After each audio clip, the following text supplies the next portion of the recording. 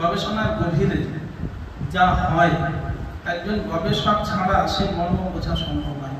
আর আমরা গবেষণাটা করে যখন বেরিয়ে যাই তাদের কথা মনে রাখি না, আমরা ভুলে যাই। আমার মনে হয়েছিল যে ওই কথাগুলো যদি গল্পের মধ্যে আনা যায় তাহলে বোধ হয় ওই 7 ফুলের কলঙ্ক থেকে গবেষণার পদ্ধতিটা মুক্ত হতে পারে। তাই গবেষণার গভীরের দ্বিতীয় গল্পের নাম ডক্টরেট। খুব ছোট্ট গল্প একটা। সকলের সব দিন সমান জায়গা। চেনা মানুষ অচেনা হয়ে উঠতে খুব বেশি সময় লাগে না।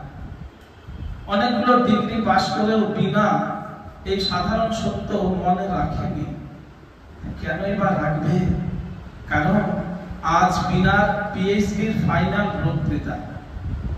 কত দুঃখ, যন্ত্রণা, অপমান, লাঞ্ছনা সহ্য করতে হয়েছে এই দিনটার জন্য। আজ থেকে বিনা রায় থেকে হয়ে যাবে ডক্টর বিনা রায়।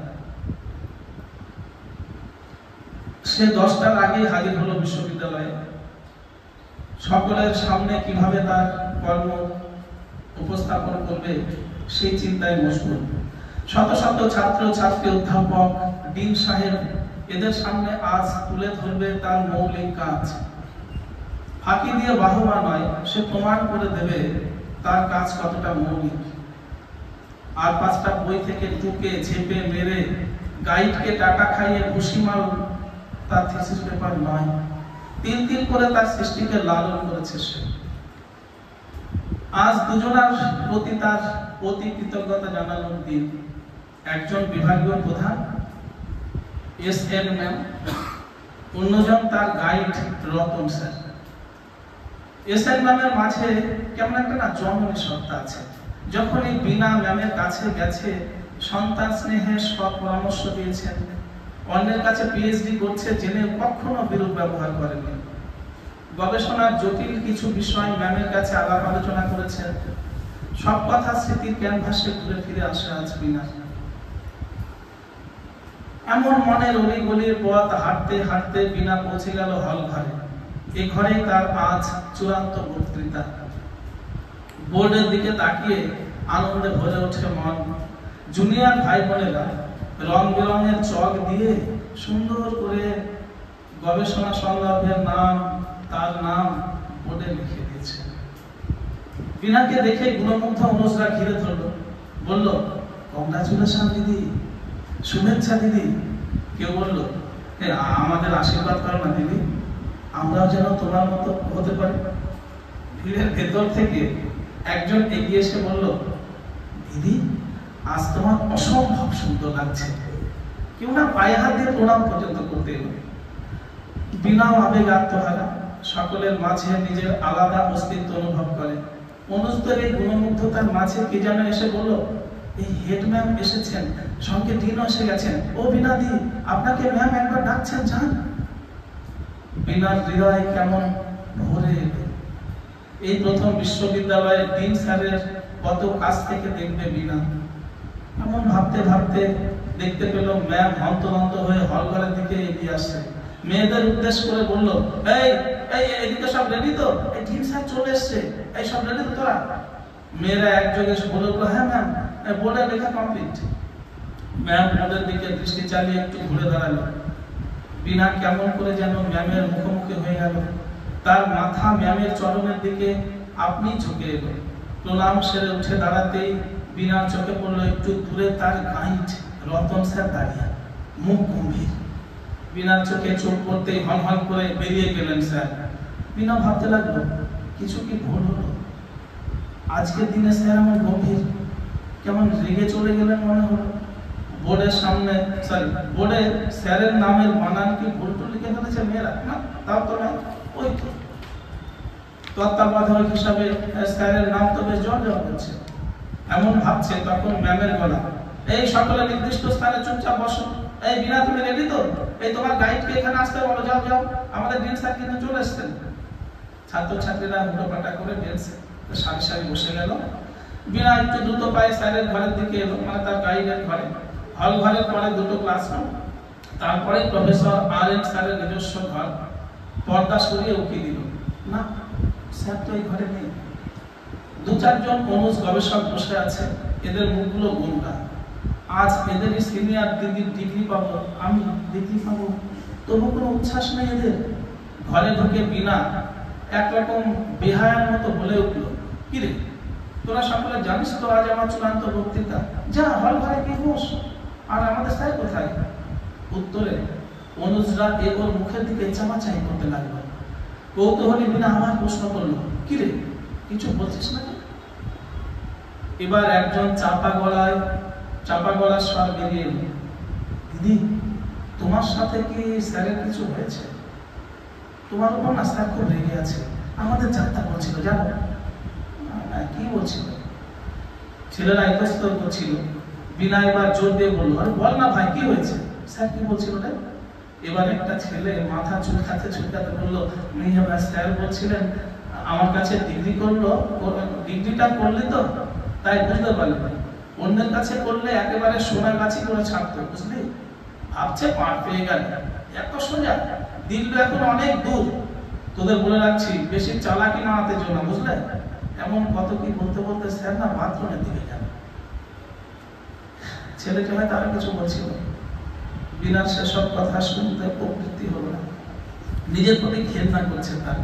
জুনিয়রদের কাছে আজকের দিনে স্যার সব কথা বলছে, কিন্তু কি দোষ করেছে তাই তো বুঝে উঠতে পারছি না। বিনা প্রি-সাবমিশনের পর কোন স্যারের কাছে নাকি থিসিস পেপার আটকে ছিল, 50,000 না দিলে সে নাকি থিসিস পেপার নেগেটিভ লিখে দেবে।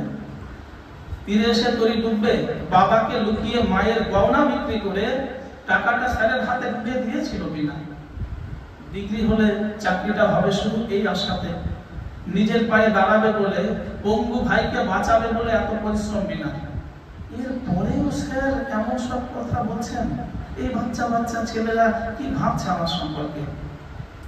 এমন সময় সিগারেট হাতে স্যার এসে দাঁড়ালো দরজায়। বিনা কলেজ ফুকুরের মতো স্যারকে প্রণাম করতে গেল। রাগে গড়গড় করে উঠলেন স্যার। পা সরিয়ে নিয়ে বিনাকে শরীরে ধাক্কা মারলো, গজগজ করে বলতে লাগলো, খুব চালাকি মারা শিখেছিস না রে? বাবা মা গরিব বলে ডিগ্রিটা তো ঠিক মাগিয়ে নিল, এবার তেল মেরে ওই হেডকে প্রণাম করে তেল মেরে মারতে যাচ্ছিস যাতে পরের বার সিএসসি তে কলেজের চাকরিটা পাকা হয়, তাই তো? অত সোজা না রে চাঁদু, পরের বার বোর্ডে থাকবো আমি, তোর চাকরি কি করে হয় আমি দেখছি। ওই হেডম্যান তোকে কিভাবে চাকরি দেয় আমি দেখে নেব। ম্যামের পায়ে হাত দিয়ে প্রণাম ঠোকা, আর আমি যে তোর পিএইচডিতে সুযোগ করে দিয়ে দিলাম, ডিগ্রি পাইয়ে দিলাম, তার বেলা আমি এখন পর বেঈমান কথা কর। এখন দেখবো তোর কোন মা চাকরি দেয়। বুঝতে যদি অন্য কারোর কাছে গবেষণা করতে একটি এই ছেলেরা চল, হ্যাঁ তুমিও চলো, ওই দিনের সামনে তোমার হেড ম্যামকে একটু প্রশংসা করে দিও, শয়তানি নেমো খারামে। আর তোদেরও ওই এনসি ম্যাম, মানে তোমাদের হেড, ও তো সপ্তাহে 2 দিন ওই দিনের ঘরে গিয়ে রাত কাটায়, তার খবর রাখিস। এরপর তুমিও লাইন দিও, খুব তাড়াতাড়ি তোমার চাকরিটা হয়ে যাবে, বুঝলি? এক নিঃশ্বাসে জ্বালাময় ভাষণ দিয়ে স্যার ছেলেদের নিয়ে চলে গেল। শূন্য ঘরে বিনা একা। হাইরে তোর উচ্চ শিক্ষা, নিজেকে ধিক্ষা দেয় বিনা। লজ্জায় গ্লানিতে হাও হাও করে কেঁদে ফেলে। টেবিলের উপরে মাথাটি কখন যেন আপনি নুয়ে পড়েছে। অঝর কাঁদছে বিনা, আর ভাবছে গবেষণার গভীরে তত্ত্বকে কত ক্ষত। শিক্ষার শীর্ষ অবস্থান করে বেঁধে এতই লোক, কেউ কাউকে সহ্য করতে পারে না। ম্যামকে শুধু প্রণাম করেছি, তাতে এত। আর ওই ম্যাম তো আমার শিক্ষিকা, ক্লাসে বসে তার কাছেও তো শিক্ষা গ্রহণ করেছি আমি। তাকে প্রণাম করলে দোষের কোথায়? নাকি আমাকে ঘিরে স্যারের অন্য কোনো বাসনা? এত নোংরা ভাবতেও গানগুলি ওঠে। একটি মেয়ের বিয়ে গলা বিনার কানে ভাবনার ছেদ ঘটালো। মেয়েটি বলল, ও দিদি চলো দিদি, ম্যাম এবারে তোমাকে ডাকছে, সকল অপেক্ষা করছে, এসো। ভগ্ন মনে হল ঘরে গিয়ে দাঁড়িয়েছিল বিনা। সঙ্গে সঙ্গে হাততালি দিয়ে উঠেছিল সখানি ছেলে মেয়ে। সেদিন বিনা কি বলেছিল সকলের সামনে, আজ আর সেসব কথা বিনার কিচ্ছু মনে পড়ে না। আজ 8 বছর হয়ে গেল, সেই দিনের স্মৃতি ফিকে হয়ে গেছে। বিনা প্রতি বছর কলেজে চাকরির ফর্ম ফিল আপ করে, আর প্রতি বছরে তার গাইড রতন স্যার থাকে ইন্টারভিউ বলে, প্যানেল বার হয়, তার নাম লিস্টে থাকে না। বিনা মনে করে স্যারের লালসার চোখ আর আগুন ঝরা বাণী, তোকে কে চাকরি দেয় দেখবো। আজও চাকরি পায়নি বিনা, সে এখন প্রাইভেট পড়ায়, তাই দিয়ে বাবা মা আর পঙ্গু ভাইয়ের প্রাণ কোন রকমে বাঁচিয়ে রেখেছে। কয়েক বছর আগে বাড়ির গেটে একটা টিনের নেম প্লেট লাগানো ছিল, সেখানে লেখা ছিল ডক্টর বিনা রায়, এখানে যত্ন সহকারে পড়ানো হয়। সময়ের ঘষা লেগে ডক্টরের শব্দটা না মুছে গেছে, নতুন করে বিনা আর ওই শব্দটি লিখে। ওই শব্দ মনে আসলে কেমন ঘেন্না হয়।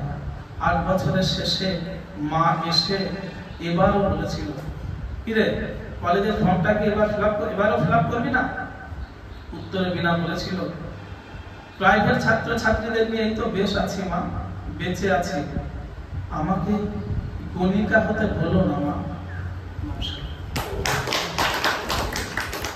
একটা চক্র যে সব স্থানে বিশেষ বিশেষ ক্ষেত্রে কাজ করে, সেটা এখানে খুবই দুষ্ট। শিক্ষিত দুষ্ট, তাই তো?